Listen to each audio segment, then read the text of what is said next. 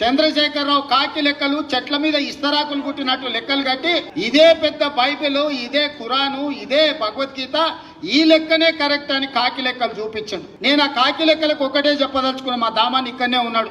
SC ఉపకులాలు 59 మంది. ఇన్నేళ్ల నుంచి ఆ లెక్క కరెక్ట్ గా ఉంది.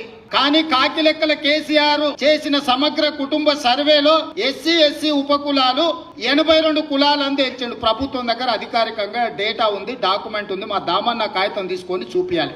59 కులాలు అని మిగిలిన ఎస్సీ ఉపకులాలు ఎక్కడి నుంచి వచ్చినో చంద్రశేఖరరావు చెప్పాలి. ఇక ఆయన సక్కనైన లెక్క కడితే గిట్ల తేలింది. చదువుకోక ముందు ఎవడో కాకరకాయ అన్నాడంట, చదువుకున్నాక కీకరకాయ అన్నాడంట. లెక్క కట్టనప్పుడు, లెక్కలేదైనప్పుడు మా దళిత సోదరుల 59 కులాలు ఉపకులాలు ఉంటే చంద్రశేఖరరావు లెక్కలు కడితే 82 అయినాయి. ఈ సొక్కమైన లెక్క తీసుకొచ్చి నా లెక్కనే ఇది కరెక్ట్, నేను సత్యహరిచంద్రుని, ఆయన పోతా ఆయన వారసుడుగా నేను పుట్టిన, నా లెక్కకు ఈ రోజు బట్టి విక్రమార్క, రేవంత్ రెడ్డి, ఉత్తమ్ కుమార్ రెడ్డి చేసిన లెక్కకు పొత్తన లేదు, ఇది తీసి పక్కన పడేయండి అంటుంది. అసలు తెలంగాణ సమాజంలో జీవించే హక్కే చంద్రశేఖరరావుకు లేదు.